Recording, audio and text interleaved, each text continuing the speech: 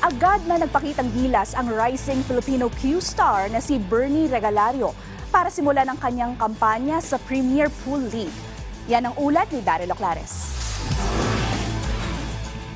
Nagpamalas ng kahangahangang performance ang batang Filipino pool player na si Bernie Regalario na sumabak sa unang araw ng Premier Pool League nito lamang Martes sa West Haven, Connecticut.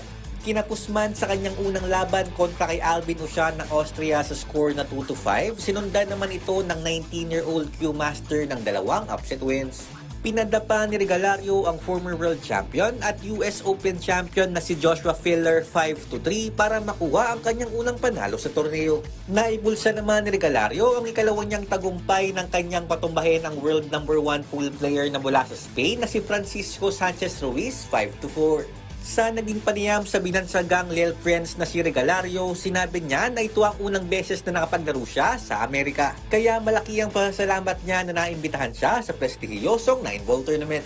Of course, I'm so excited because this is my first time in America playing in this invitational Premier League pool.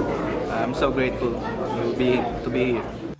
Nagpasalamat din si Regalario sa lahat ng kanyang mga tagahanga sa Pilipinas na patuloy na sumusuporta sa kanyang karera. I'm very grateful to my fans in Philippines. They're praying for me to